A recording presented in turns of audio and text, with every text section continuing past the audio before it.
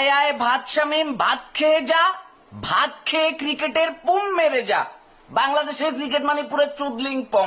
জাকের আলী আর ভাত শামিম যে দুর্দান্ত খেলা দেখাইছে, মানে তাওহিদ হৃদয় আউট হয়ে গেছে আর তাওহিদ হৃদয়ের জায়গাটা নিচ্ছে জাকের আলী, যার জীবনে অফসাইডে তারা মারতে দেখলাম না। একটা ব্যাটসম্যান, তার ব্যাটিং দেখে মনে হচ্ছে নাসুম আহমেদ এর চেয়ে ভালো ব্যাটিং করতে পারে। নাসুম আহমেদ, আই মিন ইট।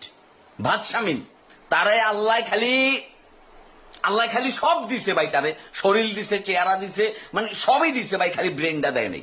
যদি ব্রেনটা দিত তাইলে আর আর আর মানে আর কোনো কিছুর ঘাটতি থাকতো না ভাই। যে দুর্দান্ত লেভেলের ব্যাটিং তোমরা করছো, 60টা রান নিতে যাইয়া 3 জন আউট। জুনিয়র তামিম একটা সেট ব্যাটসম্যান, ম্যাচটারে জিতে তার শেষ করার কথা ছিল, সে আউট হয়ে গেছে গা। আর জাকের আলী তো মানে ও চিন্তা করছে ভাই বিসিবি ওর সম্পত্তি, এই ক্রিকেট থেকে ওর কেউ নামাইতে পারবে না, দল থেকে ওর কেউ তাড়াইতে পারবে না, এই জন্য সে ডট বল অফ সাইডের বল সে চোখে